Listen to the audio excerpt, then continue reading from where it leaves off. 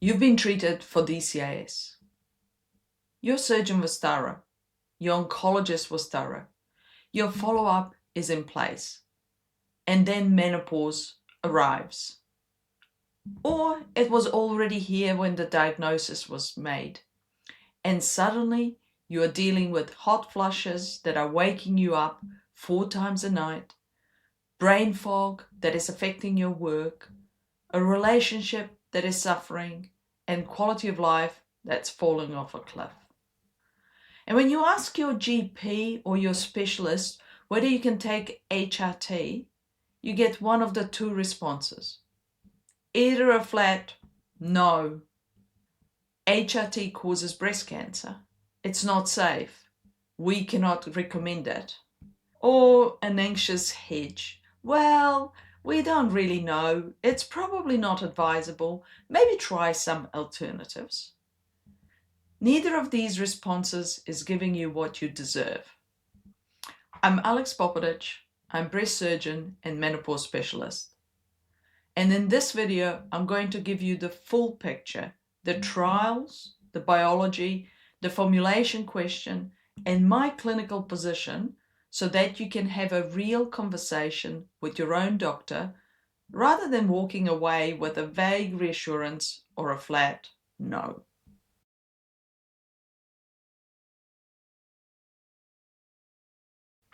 Let me start by explaining why this question has become so loaded. Because the history matters for understanding why so many women are still not getting good answers. In 2002, the Women Health Initiative trial published results showing an increased risk of breast cancer in women taking combined estrogen and progestogen HRT. That finding sent shockwaves through prescribing practice globally. HRT use plummeted almost overnight. GPs became cautious. Oncologists became very cautious. And for women with any personal history of breast disease, including DCIS, the answer to any HRT question became almost reflexively no. We have better data now.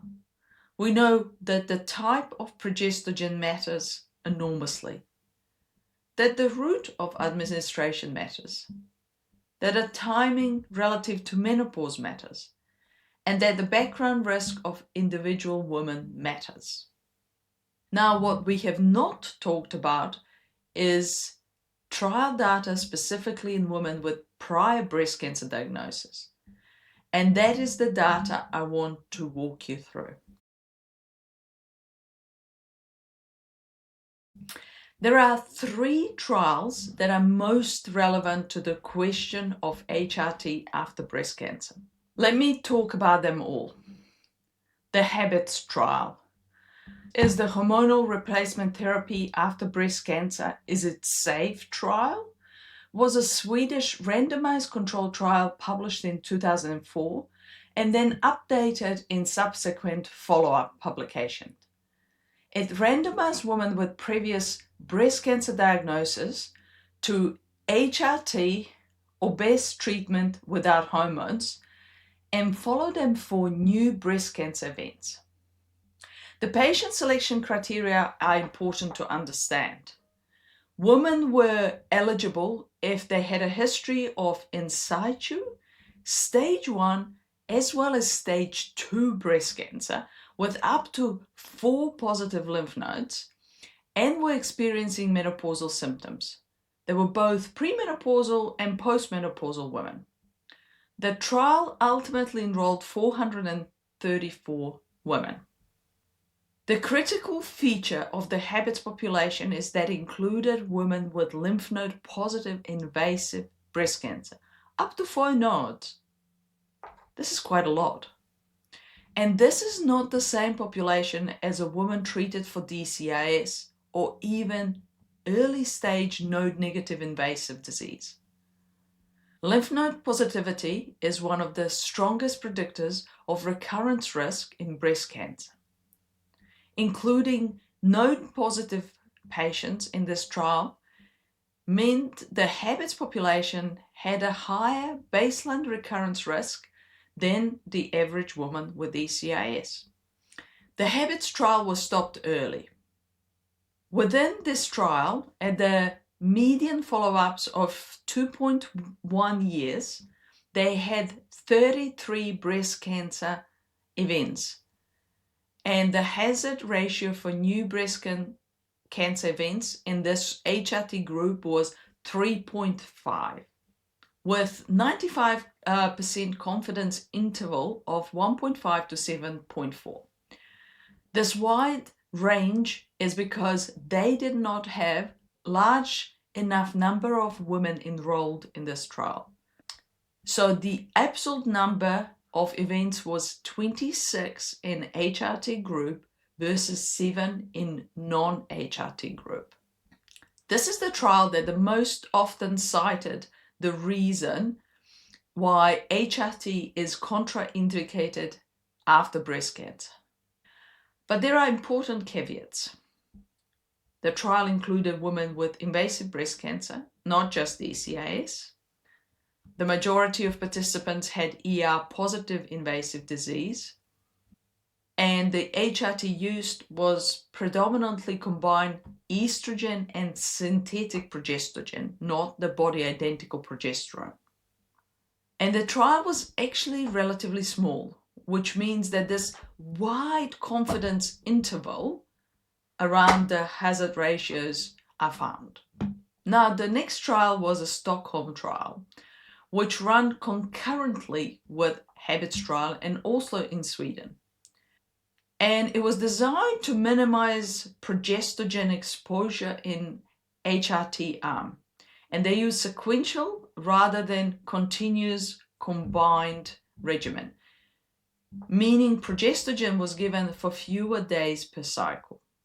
The trial enrolled similar women to HABITS, but there were lower rates of women who had stage 2 disease within a HABITS trial. They had median follow-up of 4 years, and they had 24 breast cancer events during that time. But there were actually no significant increase in breast cancer recurrences in HRT group, with a hazard ratio of 0.82. So the trial didn't show harm. Maybe there was some possible reduction in events, but that could be just by chance, as their confidence interval was from 0.35 to 1.9, which means they also didn't have large enough numbers of women in this trial. But the differences between the two trials were also statistically significant. They had higher tamoxifen use in HABITS trial, and HABITS trial also had a high proportion of node positive, which is a high risk invasive breast cancer patient, which may have contributed to what we found. The findings of both of these trials tell us something important, that we shouldn't have answer of HRT after breast cancer as a single yes or no for everyone. What it does show us that the high risk recurrence disease as well as different HRT preparations do matter. Now, there was another trial called LIBERATE trial, which was multinational randomized controlled trial of tibolone, which is a synthetic steroid with combined estrogenic, progestogenic, and weak androgenic activity versus a placebo in women with prior breast cancer diagnosis who had menopausal symptoms. And it was published in 2009.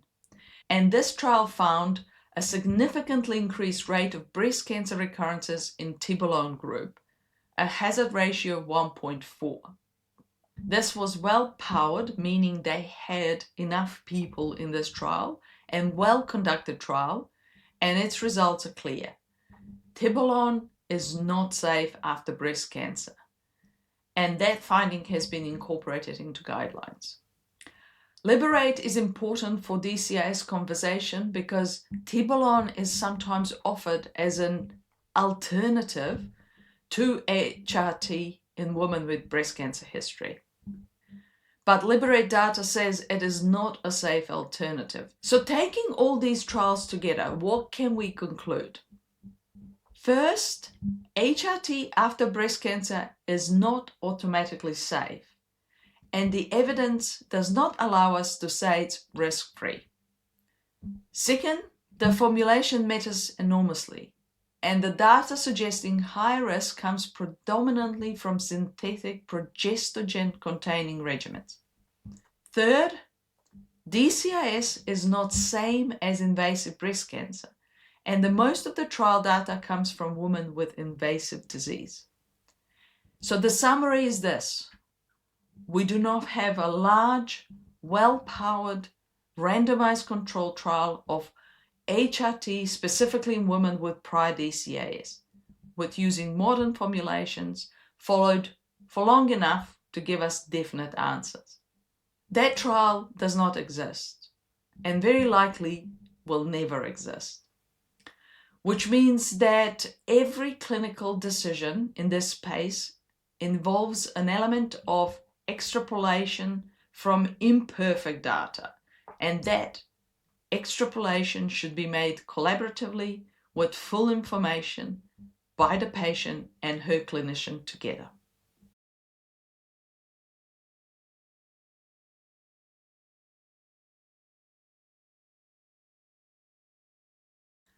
DCIS is not invasive breast cancer. In the vast majority of cases, it does not involve lymph nodes. There is no lymph node spread because the abnormal cells are still contained within a duct. This is one of the most important distinctions to hold on to as we think about HRT risk after DCIS. Because most of the trial evidence we have from these 3 trials was built on populations with invasive breast cancer, including women with lymph node positive disease. Applying that evidence to DCIS requires careful thought, not a direct copy. There is one exception worth naming. When DCIS is very extensive, or when there is a concern about occult microinvasion, a sentinel node biopsy is performed at the time of mastectomy for DCIS. In the uncommon circumstances where that biopsy returns positive lymph node, indicated that at least a degree of invasion has occurred, meaning that the diagnosis has crossed into invasive territory, the clinical picture changes, and the HRT conversation needs to reflect that higher risk context. But for a typical woman with a pure DCIS diagnosis, a negative or no sentinel node biopsy, the invasive cancer trial data should not be applied without adjustment. In the countries where estrogen testing of DCIS is routine, like United States and UK, the hormone receptor status of your DCIS is, in principle, relevant to HRT conversation. ER-positive DCIS is possibly slightly estrogen-driven. So the theoretical concern is that HRT could stimulate any residual or recurrent ER-positive breast cancer cells. However, and this is important, DCIS that has been fully excised with clear margins, by definition, has no residual disease to stimulate. So the risk, if any, relates to new DCIS or invasive cancer arising de novo, meaning again, or from the new, in the remaining breast tissue. So this is a different biological argument to ongoing stimulation of established disease, which is the concern in ER-positive invasive breast cancer. So for women in New Zealand and Australia where we don't test DCIS for estrogen positivity, I approach that exactly in the same way as I would women who have been tested whether it's estrogen positive or not. DCIS has been excised. and it's not invasive disease.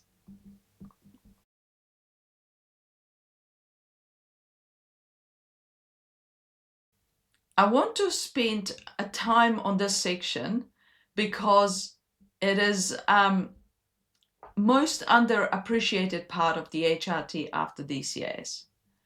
When people talk about HRT breast cancer risk, they're almost always collapsing a very mixed category of treatment into a single entity. But the route of administration, the type of estrogen, and above all, and most importantly, type of progestogen are not interchangeable. They have meaningfully different biological effects and in some cases, meaningfully different risk profile. Oral estrogen is metabolized by the liver on a first pass, which increases clotting factor production, raises SHBG, which is a protein that carries it, and produces higher estrone levels before estradiol reaches target tissues. This is a type of estrogen called E1 or estrone versus type of estrogen called E2 or estradiol. The transdermal estrogen, which is patches, gels, in some countries sprays, bypass this first pass liver metabolism and they deliver estradiol directly into the circulation at more physiological levels and avoids the clotting risk associated with oral preparations. For women after DCIS, transdermal estrogen is preferable for the same reasons it is preferable generally: a more physiological delivery and no additional thromboembolic risk or risk of clots.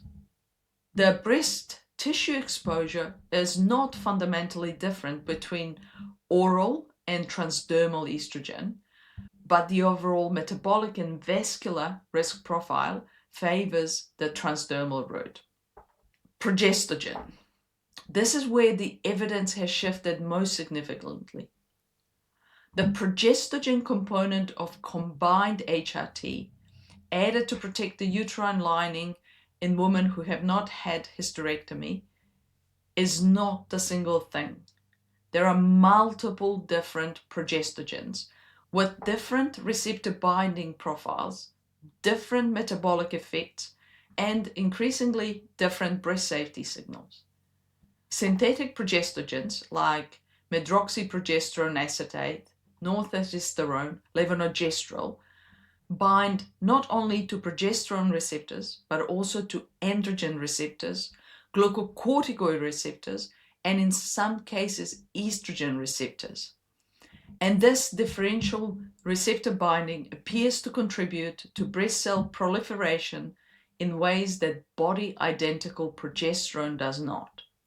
So micronized progesterone, also called body-identical or natural progesterone, binds predominantly to the progesterone receptor and has a fundamentally different cellular effect profile.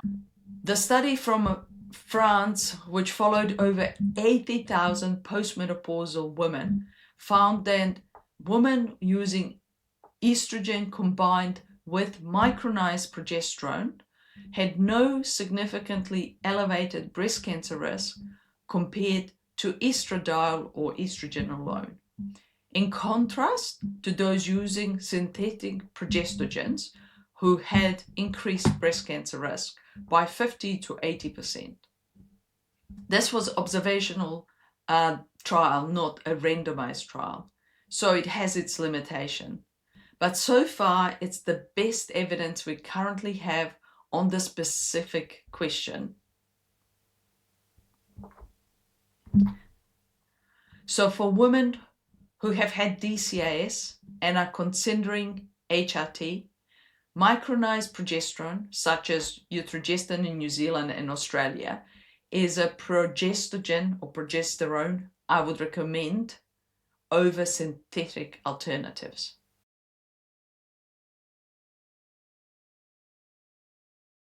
So what does this all mean for you in a consultation room trying to make a decision? My clinical position is this. For women who have been treated for DCIS, a non-invasive disease that in the vast majority of cases does not involve lymph nodes, and who have significant menopausal symptoms that are significantly affecting their quality of life, I lean towards supporting HRT rather than automatically refusing it. The trial data that underpins the reflexive no comes largely from women with invasive breast cancer, including node-positive disease. And that population is not the same as women with fully excised DCIS. And the risk of using formulation that contains synthetic progestogens, like older combined regimen, is not the same as the risk of using body-identical micronized progesterone with transdermal estrogen. But lots of doctors don't hold this position. In the uncommon circumstances where a woman with DCIS was found to have a positive sentinel lymph node, indicating invasion, and that a diagnosis has crossed into early invasive breast cancer, the conversation changes. This is now an invasive breast cancer context, and the trial data from HABITS and Stockholm trial become more directly applicable. Any HRT in this setting requires a more cautious and individually tailored conversation. For all other DCIS presentations, any HRT should be a properly informed decision, not a prescription handed over without discussion. Here is what that discussion should include. Questions to bring to a clinician. Was my DCIS fully excised with clear margins? And is there any concern about microinvasion? Is my hormone receptor status known from my original pathology, and would that change your approach to HRT? What formulations of HRT are you recommending, and specifically which progestogen? What are the alternatives if I decide not to take HRT, and what is the evidence for them? How will we monitor me, and what would prompt a review of this decision? And if your clinician is not able to have this conversation with you, if the answer is flat no, it is entirely appropriate to seek a second opinion from a specialist with expertise in both breast disease and menopause. The answer to the question, can you take HRT if you've had DCIS, is not a simple yes or no. It depends on whether your DCIS was fully excised, on whether there was any nodal involvement, on the formulation being considered, on the severity of your symptoms, and on your individual values and preferences. What I can tell you is that the blanket no that many women receive is not supported by the nuanced evidence that exists. And that for many women, particularly those with low-grade DCIS, treated with clear margins, using transdermal estrogen and micronized progesterone, the risk-benefit calculation in general favors treatment. You do not have to choose between your breast health and your quality of life. If this video has raised questions about your own situation, please take them to your doctor.